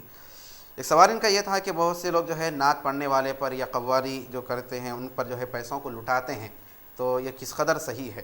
دیکھیے حدیث میں ایک بات کا ثبوت ملتا ہے کہ صحابی رسول جو ہے پہلے تو آدمی اسلام قبول کیے، وہ سرکار کی خدمت میں تشریف حاضر ہوئے اور انہوں نے سرکار کی شان میں اشعار بیان کیے، تو سرکار نے اپنی جسم اطہر پر جو چادر تھی ایک کیفیت کے ساتھ آپ صلی اللہ علیہ وسلم نے اس چادر کو ان پر پھینک دیا، ایسا نہیں کہ عطا کیا کا لفظ نہیں ہے بلکہ یہ ہے کہ ان پر پھینک دیا، تو اس کے اعتبار سے بیان کیا جاتا ہے کہ اس طرح سے پیسوں کو ہو یا کسی چیز کو اس طرح سے ڈالنا، اس کے اندر کوئی حرام یا ناجائز کی بات نہیں ہے۔ ہاں بہتر یہ ہے کہ پیش کر دیا جائے، رکھ دیا جائے، جیب میں رکھ دیا جائے، لیکن اگر اس طرح سے ڈالتے ہیں تو اس کی وجہ سے ناجائز حرام یا گمراہیت ایسی باتیں بھی نہیں ہوگی، کیونکہ اس کا کچھ نہ کچھ ثبوت پھر اس حدیث سے مل سکتا ہے۔ سب گانے کو قوالی سے وغیرہ سے کمپیئر کیا جا رہا ہے، تو کیا یہ مناسب ہے؟ مطلب گانے کی طرز میں گانے میں پیسے جیسا لٹائے جا رہے ہیں تو قوالی میں بھی پیسے لٹائے جا رہے ہیں، تو یہ عمل کیسا ہے بول کے اگر کوئی ایسا ذہن میں رکھ کے کرتا ہے تو پھر غلط ہے کہ گانوں میں کیا جاتا ہے لہٰذا یہاں بھی کروں گا، تو پھر وہ تو پھر اس کی مشابہت کی خاطر وہ کیا بندہ، اس کو گانے وغیرہ کا کوئی گانے وغیرہ کا ذہن میں نہیں ہے، بس یہ کہ بھائی پیسے نشاور کیے جائیں، کیونکہ نعت خوانوں کو عطا کرنا اس طرح سے اکرام ہوتا ہے ان کا کہ جو کلام پڑھ رہے ہیں، سرکار کی تعریف بیان کر رہے ہیں، تو یہ ہمارے مال اور دولت کی کیا حیثیت، یہ تو ان پر سے قربان ہے، اس کا اظہار ہوتا ہے۔ بہرحال بعض لوگ اس کے اندر تھوڑا شدت بھی اختیار کرتے ہیں کہ یہ تو حرام ہے، فلاں ہے، ایسا ہے، کیا پھر علماء پہ بھی تنقید کی جاتی ہے، تو ایسا نہیں، کیونکہ اس حدیث سے پھر اس کا کچھ نہ کچھ ثبوت موجود ہے۔ خاتون نے سوال کیا کہ ان کے پہچان والوں میں ان کے شوہر نے بیوی سے کہا کہ تم کو میں طلاق دوں گا، دے دیا نہیں بلکہ بولوں گا میں طلاق دیتا ہوں تم کو، تو دیکھیے دیتا ہوں بولنا، دوں گا بولنا اس کی وجہ سے طلاق واقع نہیں ہوتی۔ ہاں طلاق دے دیا اگر بولے تو پھر ایسی صورت میں طلاق واقع ہوگی، دوں گا بولنے سے یہ طلاق واقع نہیں ہوگی۔ اسی طرح ایک سوال ان کا یہ بھی تھا کہ روزے کی حالت میں انجیکشن کا استعمال کیسا ہے، تو علماء کا اس میں اختلاف ہے، بہتر صورت یہی ہے کہ روزے میں انجیکشن کا استعمال نہ کیا جائے۔ خاتون نے سوال کیا کہ قرآن میں سنا ہے کہ 14 سجدے ہوتے ہیں لیکن ان کے قرآن میں 15 سجدے ہیں۔ دیکھیے سجدے تو 14 ہی ہیں، لیکن ایک سجدے کے بارے میں اختلاف ہے، سجدہ تلاوت جس کو کہتے ہیں، کہ اس کے اندر اختلاف تھوڑا یہ ہے کہ امام شافعی اس کو سجدہ مانتے ہیں، امام اعظم نہیں مانتے، اور ایک مقام پر ہے اس کے امام شافعی نہیں مانتے، امام اعظم مانتے ہیں، اس کی وجہ سے آپ شاید وہ سجدے گننے کی وجہ سے جو ہے سورہ حج کا جو سجدہ ہے نا اس کے بارے میں اختلاف ہے، امام شافعی اس کو سجدہ مانتے ہیں جبکہ احناف کے لحاظ سے وہ سجدہ نہیں ہے، اس کو شاید آپ شامل کرنے سے 15 ہو گئے، ورنہ 14 سجدے ہوتے ہیں، وہاں پہ لکھا ہوا ہوتا ہے کہ یہ سجدہ ہے امام شافعی کے مذہب میں بول کے، تو اس سے پھر آپ سمجھ لینا چاہیے کہ یہ سجدہ نہیں کرنا ہے، 14 سجدے ہی ادا کرنا ہے۔ لطیف شاہ صاحب نے سوال کیا، ایک سوال ان کا یہ تھا کہ کوئی اگر لڑکا جو ہے ان کی جان پہچان میں ہے 1 ماہ کا اعتکاف کر رہا ہے تو یہ کیسا ہے؟ تو دیکھیے، اگر اس کے گھر والوں کی جو کام ہیں، اس کی جو ذمہ داریاں ہیں، اس کی تکمیل ہو رہی ہے، والدین کی خدمت کرنے کے لیے کوئی اور بھائی موجود ہے، اور اگر وہ شادی شدہ ہے تو بیوی اگر راضی ہے تو پھر ایسا کیا جا سکتا ہے۔ یقیناً جتنا کثرت سے عبادت کریں گے تو اتنا زیادہ ثواب حاصل ہوگا، لیکن بندوں کے حقوق کو بھی ادا کرتے ہوئے۔ اور ایک لطیف شاہ صاحب کا سوال یہ تھا کہ حضرت مولا علی رضی اللہ تعالیٰ عنہ کی جو شہادت ہوئی ہے وہ مسجد کا نام تھا، اس کو مسجد کوفہ کے نام سے سیرت نگاروں نے مسجد کوفہ کا لفظ استعمال کیا ہے، خاص طور پہ مسجد کا کچھ اور نام ذکر نہیں کیا گیا۔ فہیم صاحب نے سوال کیا کہ اعتکاف مسجد کے کتنے حصے تک کیا جا سکتا ہے، یعنی پھر کیا اعتکاف میں بیٹھنے والا کیا صحن میں آ سکتا ہے، اور کیونکہ آج کل مسجد بعض جو ہے بہت سی بڑی بنائی جاتی ہیں تو کہاں تک جا سکتا ہے؟ تو دیکھیے، وہ جو عبادت کا حصہ مقرر ہے، جو حصے کو مسجد کا جو اس حصے کو عبادت کے لیے ہی مقرر کیا گیا ہے، جس کا احترام کیا جاتا ہے، جہاں عرف میں ہمارے چپل وغیرہ پہن کر نہیں جایا جاتا، وہاں تک ہی معتکف رہ سکتا ہے۔ اب رہا طہارت خانوں کا حصہ ہے، وضو خانے کا حصہ ہے، تو یہ اگرچہ کہ مسجد کا حصہ ہے، مسجد کا صحن ہونے کے اعتبار سے، لیکن وہ حصہ نہیں ہے جو عبادت کے لیے ہے، تو لہٰذا معتکف کے لیے یہ حصوں میں آنا بھی منع ہے۔ مفتی صاحب، اگر مسجد کی توسیع کی جائے، یعنی کہ مسجد کو بعد میں کنسٹرکشن کر کے بڑا کیا جائے، تو کیا وہ اعتکاف کا دائرہ بھی بڑھ جاتا ہے؟ بالکل بڑھ جاتا ہے، کیونکہ پہلے مسجد چھوٹی تھی، بعد میں کسی شامل کیا گیا، جب شامل کیا گیا تو پھر وہ بھی مسجد کے حکم میں ہو گئی۔ نئی مسجد پرانی مسجد کا کوئی فرق نہیں ہوتا، قدیم ہے بعد میں اضافہ، اس کے اندر کوئی فرق نہیں، بالکل یہاں پر بھی معتکف رہ سکتے ہیں، پھر یہاں پر بھی اعتکاف میں بیٹھنے والا وہاں پر بھی جا سکتا ہے۔ اور ایک سوال ان کا یہ تھا کہ حافظ صاحب جو ہے جب قرآن کی تلاوت کرتے ہیں تو بسم اللہ تو شروع میں پڑھتے ہیں، لیکن سوروں کے درمیان جب بسم اللہ آتا ہے تو بسم اللہ نہیں پڑھا کرتے، اور سورہ پڑھے پھر دوسرا شروع کر دیتے ہیں، پھر دوسرا، جبکہ قرآن میں تو بسم اللہ الرحمن الرحیم لکھا ہوا ہے۔ دیکھیے، حکم یہ ہے کہ جب شروع کیا جائے، قرآن پڑھنا شروع کیا جائے تو اعوذ باللہ پڑھا جائے، بسم اللہ پڑھا جائے۔ اب یہ کہ سورہ پڑھے تھے پھر دوسرا سورہ شروع کر رہے ہیں تو بسم اللہ پڑھنا، تو یہ جو لکھا جو گیا ہے اس وجہ سے ہے کہ ایک سورے کی تکمیل ہو گئی، دوسرے شروع کا ابتدا ہو رہی ہے، اس لیے نہیں کہ اس کو پڑھنا ضروری ہے۔ جیسا کہ بیان کیا گیا کہ بسم اللہ جو ہے سوروں کے درمیان لکھا گیا، ہر سورے کے ساتھ نازل نہیں کیا گیا، وہ سورے کا حصہ نہیں ہے، بلکہ ایک پہلے سورے اور اس کے بعد کے سورے میں فرق کرنے کے لیے لکھا جاتا ہے، تو لہٰذا اس کو پڑھنا ضروری نہیں ہوتا۔ ابو تراب صاحب نے سوال کیا کہ بھئی سونا یا چاندی میں سے کوئی بھی اگر کسی کا بھی نصاب پورا ہو جائے تو لہٰذا زکوٰۃ واجب ہوتی ہے، تو 1 تولہ سونا بھی ہے تو پھر وہ تو چاندی 42.5 تولے چاندی کے برابر ہو گیا، تو چاندی کے اعتبار سے تو پھر نصاب کی تکمیل ہو گئی، تو لہٰذا زکوٰۃ ہونا چاہیے۔ تو دیکھیں ابو تراب صاحب، بات یہ ہے کہ اگر سونا رکھا ہوا ہے، قیمت کی بات نہیں بلکہ سونا ہے، تو پھر سونے کا نصاب ہی دیکھا جائے گا، اور اگر چاندی رکھی ہوئی ہے تو چاندی کا نصاب ہی دیکھا جائے گا، نہیں سونا چاندی نہیں بلکہ رقم ہے، تو پھر ایسی صورت میں دیکھا جائے گا کہ سونے کے نصاب کے برابر ہو رہا ہے یا چاندی، دونوں میں سے کسی ایک کا بھی نصاب پورا ہو رہا ہے رقم کی صورت میں، تو پھر زکوٰۃ واجب ہوتی ہے۔ ہاں صرف سونا ہے تو پھر اس وقت چاندی کا کوئی اعتبار نہیں، صرف چاندی ہے تو پھر سونے کا کوئی اعتبار نہیں۔ ہاں رقم ہے، تھوڑا سونا ہے، تھوڑی چاندی ہے، تو پھر ایسی صورت میں کسی ایک کا بھی نصاب مکمل ہو رہا ہے تو اس کے اعتبار سے پھر زکوٰۃ واجب ہوگی، ورنہ نہیں۔ اور شکایت وہی تھی کہ خواتین جو ہے آئس کریم کھاتی ہیں، آئس کریم بہت سی چیزیں کھاتے ہیں بلا حجاب اس طرح کے، تو بہت ہی خواتین کو یقیناً پردے کا اہتمام کرنا چاہیے، رمضان کا اکرام کرنا چاہیے، کھلے عام کھاتے پینے سے بچنا چاہیے۔ اور دوسرا سوال یہ تھا کہ عورتوں کی شکایت کرتے ہیں جبکہ مرد ذمہ دار ہیں، تو یقیناً مردوں پر بھی ذمہ داری ہے کہ خواتین کی تربیت کریں، خواتین پر کنٹرول کریں۔ اور ایک سوال یہ تھا کہ کیا شوال کے مہینے میں قضا روزے رکھ سکتے ہیں؟ تو بالکل رکھ سکتے ہیں، لیکن اگر شوال کے روزے بھی رکھنا چاہ رہے ہیں آپ تو پھر الگ رکھنا پڑے گا، قضا اور شوال کے روزے کی نیت ایک ساتھ نہیں کی جا سکتی۔ آپ قضا روزے رکھ لیں، پھر اگر آپ کو ممکن ہے آپ کے لیے آپ رکھ سکتے ہیں تو شوال کے بھی 6 روزے رکھنے کی کوشش کریں۔ اور ایک سوال کیا گیا کہ پڑوسی کے حقوق کیا ہیں، تو مختصر یہ کہ حضور اکرم صلی اللہ علیہ وآلہ وسلم سے عرض کیا گیا کہ یا رسول اللہ، ایک خاتون ہے، بہت روزے رکھتی ہے، بہت صدقہ کرتی ہے، بہت نمازیں پڑھتی ہے، لیکن ایک برائی اس کے اندر یہ ہے کہ اپنے پڑوسی کو تکلیف دیتی ہے، تو سرکار نے فرمایا کہ وہ دوزخ میں جانے والی ہے۔ اور سرکار نے فرمایا کہ جس کا پڑوسی کہے کہ یہ اچھا ہے تو پھر وہ اچھا ہے، اور جس کا پڑوسی کہے کہ یہ برا ہے تو پھر وہ برا ہے۔ تو بہت تاکید کی گئی ہے پڑوسیوں کے ساتھ اچھا سلوک کرنے کی، بہت ہی حکم دیا گیا کہ ان کے ساتھ اچھا سلوک کیا جائے، اگر ان کی طرف سے کوئی زیادتی ہو رہی ہو تو اس کو برداشت کیا جائے۔ سرکار نے فرمایا کہ اس قدر مجھ کو وصیت کی جبریل نے پڑوسیوں کے بارے میں کہ مجھے تو گمان ہونے لگا کہ وراثت میں بھی ان کا حصہ مقرر کر دیں گے. تو بہت تاکید کی کیونکہ ساتھ میں جب رہ رہے ہیں تو ایک دوسرے کا خیال ہونا چاہیے, ایک دوسرے کا لحاظ ہونا چاہیے, غم میں خوشی میں ایک دوسرے کے ساتھ شریک رہنا چاہیے. بھائی نے سوال کیا کہ وہ برقعے پر جو ہے نقش و نگاری کا کام کرتے ہیں, ماڈرن قسم کے جو برقعے آ رہے ہیں اور خواتین اس کو خریدتی ہے, بس وہ تو ایک ماڈلنگ کی طرح جو ہے ظاہر ہوتے ہیں, اس کو تو حجاب نہیں کہا جا سکتا. تو اس طرح کا عمل کرنا یعنی برقعوں پر نقش و نگاری کرنا, دیکھیے اس کے اندر ایک گنجائش جو ہے اس کی جواز کی نکل سکتی ہے. تو کہ آپ نے تو پابندی نہیں کر رہے ہیں کہ آپ پہن کر پھیریں ان کو, آپ تو لازم نہیں کر رہے ہیں, اس لحاظ سے صورت نکلتی ہے. بہرحال بہتر ہے کہ اس سے کوئی بہتر کوئی دوسرا آپ کے لیے پیشہ ہو سکتا ہے, دوسری کوئی مصروفیت ہو سکتی ہے تو اس کے اختیار کریں, کیونکہ تعاون تو ہو رہا ہے برائی کے اندر کہ آپ تیار کر رہے ہیں خواتین, پھر اس کا غلط استعمال, جیسا کہ آپ نے کہا کہ سوائے اس کے اندر تو دکھاوے اور فیشن کے کچھ اور نہیں ہو سکتا, سارا کا سارا فیشن ہی ہو سکتا ہے, پردے کی صورت نہیں ہو سکتی. تو لہٰذا برائی میں تعاون نہ ہو, بہتر یہی ہے کہ دوسری صورت اختیار کرنے کی کوشش کریں. اور ایک سوال ان کا یہ تھا کہ خواتین دیکھنے میں آتا ہے کہ بغیر مرد کے جو ہے شاپنگ کے لیے آ جاتی ہیں, تو بہتر کیا ہے؟ بہتر تو یہی ہے کہ مرد ساتھ میں ہو تاکہ فتنوں سے بچ سکیں. اگر مرد نہیں ہے تو کم از کم اور خاتون ہوں, تنہا نہ ہو تاکہ فتنوں سے حفاظت ہو سکے. بازار کے بہت سے فتنے ہوتے ہیں, سرکار نے فرمایا کہ احب البلاد الی اللہ مساجدها وابغض البلاد الی اللہ اسواقها, فرمایا کہ اللہ کے پاس شہر میں بہترین پسندیدہ جگہ مسجدیں ہوتی ہے اور ناپسندیدہ جگہ بازار ہوتے ہیں. بہت سے فتنے وہاں پر ہوتے ہیں, شیطان ورغلانے کی کوشش کیا کرتا ہے. پر خواتین کو چاہیے کہ مرد کے ساتھ ہی شاپنگ کے لیے نکلیں, یا کم از کم مجبوری اگر ہے تو تنہا نہ نکلیں, ساتھ میں کسی اور کو شامل کر لیں. صرف بازار میں کھانے کی کیا وعید بیان کی گئی؟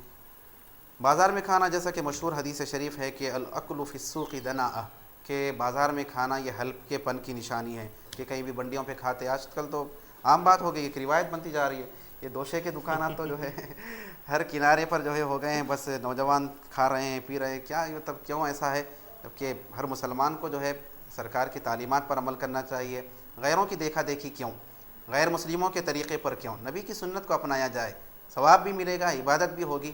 لہٰذا کھانا کھلے عام کھاتے رہنا, اور رمضان کے مہینے میں پھر اس طرح کے بے ادبی کی حرکت کرنا بہت ہی بچنے کی ضرورت ہے. ہمیں ہر عمل میں کھانا پینا ہو, سونا ہو, اٹھنا ہو, بیٹھنا ہو, نبی کی سنت کو اپنانا چاہیے. جی صاحب, ہاتھ ٹیک کر کھانا کیسا؟ اگر کوئی شخص رائٹ ہینڈ سے کھا رہا ہو, اگر لیفٹ ہینڈ زمین پر ٹیکا ہوا ہو تو کیا؟ حدیث میں منع کیا گیا کہ ہاتھ ٹیک کر کھانے سے منع کیا گیا, فرمایا گیا کہ یہ متکبروں کی چال ہے, تکبر کرنے والوں کی چال ہے. لیکن اگر کوئی ضعیف ہیں اور اگر ضرورت ہے تو پھر اس طرح سے کیا جا سکتا ہے, ورنہ نہ کیا جائے. بہت شکریہ مفتی صاحب, آپ نے اپنے قیمتی وقت میں اس پروگرام کے لیے وقت عنایت فرمایا. ناظرین, اب وقت آ جاتا ہے پروگرام کے اختتام کا. انشاءاللہ تعالیٰ کل پھر آپ سے ملاقات ہوگی. تب تک کے لیے آپ کے میزبان محمد عبداللہ قادری اور MQ TV کی ٹیم کو اجازت دیجیے. جزاک اللہ. السلام علیکم.